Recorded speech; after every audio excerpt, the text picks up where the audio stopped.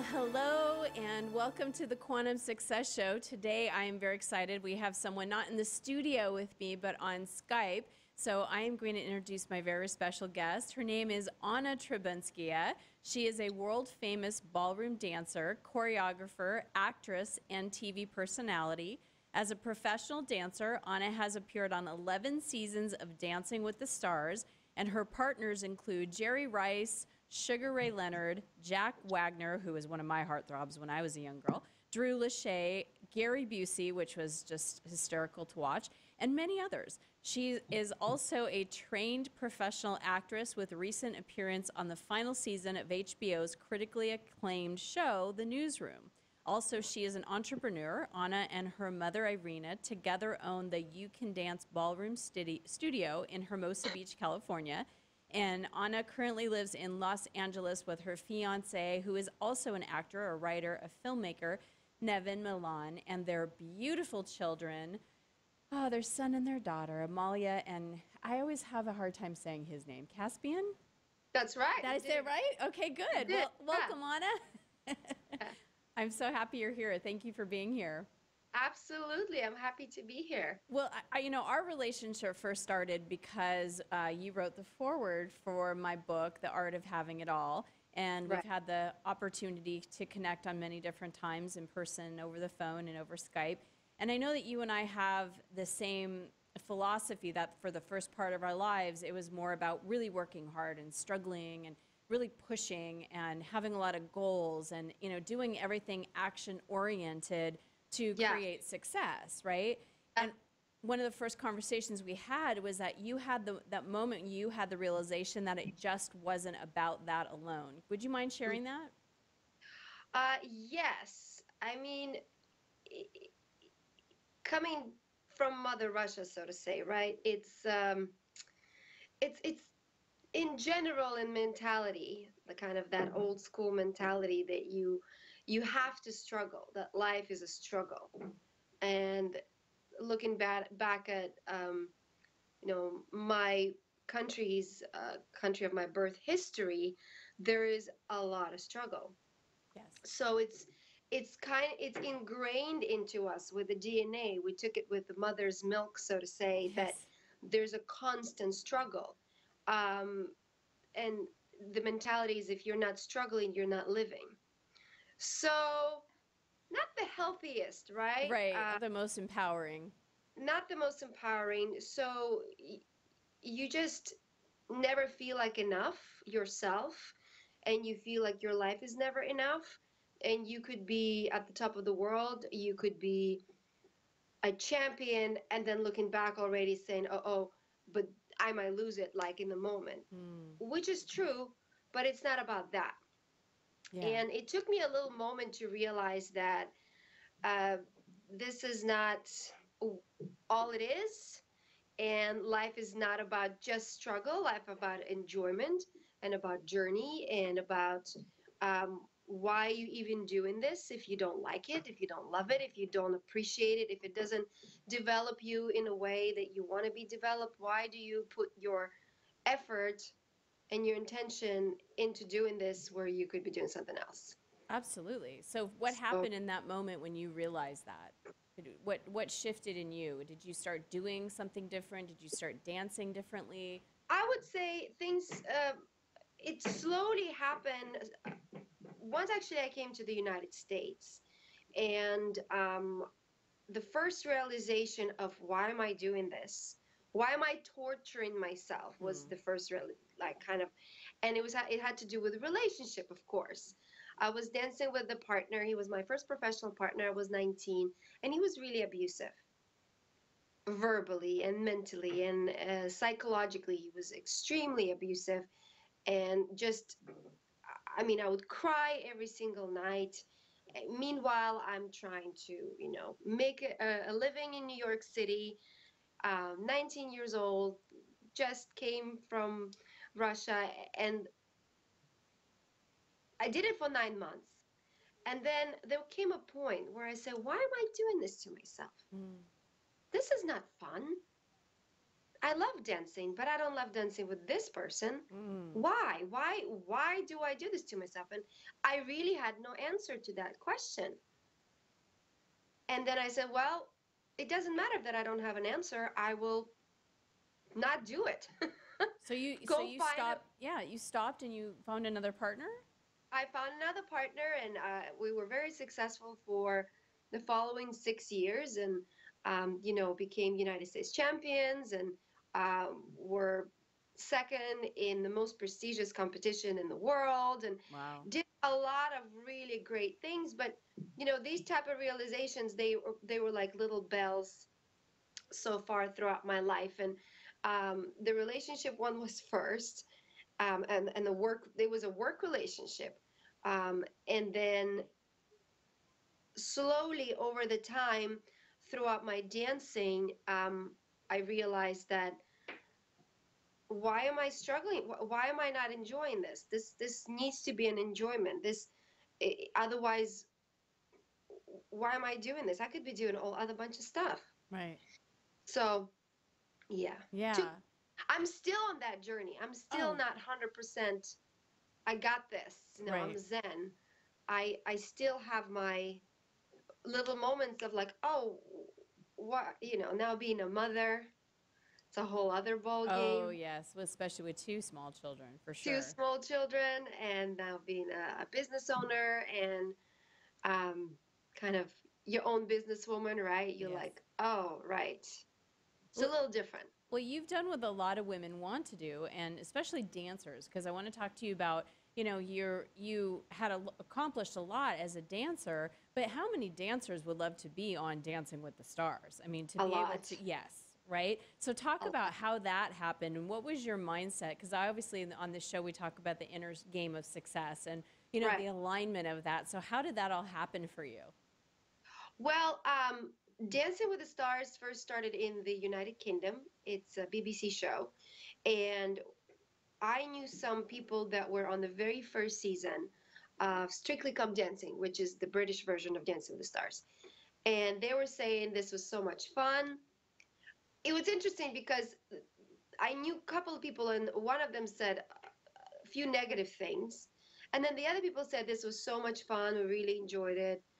Kind of a very different way and things are done. And I thought, huh, that's kind of cool. And then when they came to United States and started scouting for dancers, they called about 60 top level dancers in the United States, and most of the champions or people at the very top said, no, Hmm. this is silly. What is this? This is not serious. This is not real dancing. What is Right. this? There was a level of high Disrespect and almost. Yeah. high and mighty, like, well, this is going to be cheesy and Right. stuff. So when I got approached with Jonathan Roberts, he was my partner and my ex-husband, and we immediately thought, no, this is great. This is awesome. This is so cool. This is different and exciting, and we took it on as an adventure, as a journey, and we went into it like this will be fun. Hmm. And we definitely did not go for the money, because the money in the beginning was not good. We could have made way more if we just stayed in our industry and taught lessons and won some awards at the competitions and did workshops. But we decided to invest at the time 2 months out of our life, or 2.5 months, into doing that. And both were casted for the very first season of Dancing with the Stars. And your very first partner was Sugar Ray Leonard? My very first partner was actually a gentleman named Thomas Calabra. Who's that? He's an actor from Melrose Place. Oh, But okay. 2 weeks into rehearsals, he backed out. So you weren't on the first season. I 'Cause- wasn't on the first season, even though I was cast and contracted, right, okay. uh, which was, very disappointing, I because I bet. moved to LA. They didn't house us. They didn't pay for a car. We need you to be in LA, pay your own way, pay everything, and we'll give you some money. That was the deal. But Didn't matter, right? What kept you there to, because you had odds against you to, not do this. Obviously here you're something that you Yeah. were excited about, and then you don't even get to be on the first season. What kept you going? Um, well, I saw what the first season was like because I was still around. I was able to do some professional performances, choreograph little pieces. So they were still using me, Oh, good. even though I wasn't there as a professional competitor. Okay. So that it was like my um, introduction, so to say. And then season after season two, my partner was Jerry Rice. And it's funny, that's the first time I ever heard of Dancing with the Stars, because one of the men that I do some media with, I had called him at night and he goes, I'm watching this new show called Dancing with the Stars, and Jerry Rice is on. He's really good.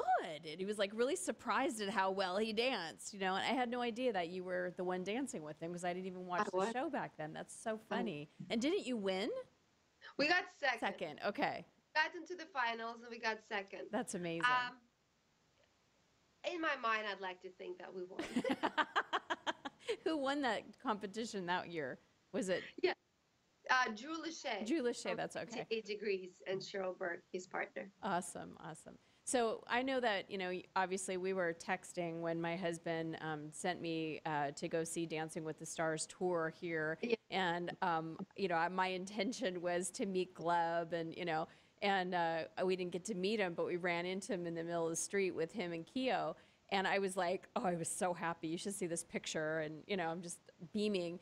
And then we all took a selfie with Frederick in the picture. So here I am surrounded by three gorgeous men, just three beautiful specimens. And I remember texting you going, oh my God, I met Gleb. And you said, yeah, he was always fun to dance with. And Yeah. so I want to ask you about that because Frederick and I are watching Artem and, we're watching Keo, we're watching Gleb. I mean, and Derek Huff, oh, he was, Derek is amazing. I mean, these amazing dancers. What is Right. it like to dance with a partner that is just, I mean, you being your own, right? You're just a Right. phenomenal dancer as a woman, so like sexy and just, I mean, you're just so, I mean, beautiful and Thank just you. just gorgeous when you dance. To dance with one of them, I know. what's that like? It's a lot of fun. I would imagine. It's a lot of fun. It's I always joked about Gleb that he was always really like nice to look at. You know, Yes. to dance with him. It was always very, he's a very attractive man, obviously very handsome. But dancing with any of those guys is a treat because they are so good at what they do, and then you that's when you really can do what you can do. Mm. So dancing with celebrities, I always felt was kind of half dancing. I can only do so much. I can only do Right. Well, what they can do, right? On right. their You're the level, coach a and the little. teacher, and some of them never danced before ever. Most of these guys never danced before, but um, when you paired with professionals, it's like you talk on another level. It's like a different level of communication. We give each other if you looking in the rehearsal of the professionals, you probably like think they talk in English, but I have no idea what they're talking about. Mm. It's like watching two scientists in the lab. It's a dance lab, right? So I love it. it's really, really fun. And it also, because they are so good, it pushes you to your best level. It inspires you to be your best, which Absolutely. is Whenever we're around someone that's the top, it's when we're around the best of the best, it helps yeah, us raise our game so we become the best of the best. absolutely. So that's just so much fun. And that's one of the biggest things I probably miss about not being on Dancing with the Stars is the ability to dance with these guys all the time. I That- still have a chance to dance with them. No, I just did a show in San Angelo, Texas, with San Angelo Symphony and a show called Dance to the Movies. And we danced with Dimitri Chaplin. Oh, love Dimitri. And it was great. Like, it was just so much fun for me as a performer to be there and do what I've been trained to do and do it with another professional, right? Yes. So this is, of course, the most fun. This is the topping. This is the best that, you know, Yeah. every job has that moment like, okay, this is what I love the most about my job. Yes. And then everything else you still like, some things you don't like as much. But yeah. Yeah, those would be the moments. I always those were my favorite times. I loved watching, obviously, the pros with the, how far they came along, with the celebrity, because the celebrities you could see, and I love that show for the realness of it, because you could see the celebrities. These are athletes and Olympians and top, people that Yeah. are actresses, and they're having breakdown moments because they're out of their comfort zone. And I think So it's so just beautiful, because it's like any of us, if, we go and learn how to dance or learn how to play the piano or the guitar or become a coach or whatever it is, you're starting something new and you're not yeah. comfortable. And Yeah. to see them at their top of their game in one area, to play football, for example, and to see like a big, strong football guy, breaking down in frustration because he can't have that perfection or be the best like he's used to being. Yeah. It's so beautiful. And to watch you all coach them. But what I loved about you, why I really connected with you, is because you were so real and Mm. you allowed yourself to really coach them in a way that wasn't like, come on, just get over yourself. You know what I mean? It's like you really sat with your celebrities and let them process whatever it is that they needed to process. And I love that about you. It was a journey, definitely. I would say that I was more of that, come on, get over yourself with Jerry Rice. Well, Uh, that's but probably it's what also, he needed, though, right? As a coach. yes, but also I was younger, right? And I was still in that mentality of struggle. Hmm. And I felt like everybody else have to struggle around me the same way that I struggled in order to get the same results. Wow. Um, and I was they always say you the toughest on your first children, and I was definitely the toughest on my first celebrity partner. And he could handle it. I mean, he handled it like a champ Yeah. because he's a champ. But I could have probably been a bit softer with him. But then after that, another moment of that, why am I struggling? Why am I making it so difficult for myself and other people around me? Was our freestyle dance with Jerry, season 2, for the finale. And it was a disco number. And we both wearing these huge afro wigs. And I mean, we look a little bit ridiculous with these, and we wearing like full on onesies that are rhinestoned. Oh They were no. black, so they were still styling. It wasn't like Yeah, bright I mean, the boots, outfits on the shows, the costumes are amazing. right?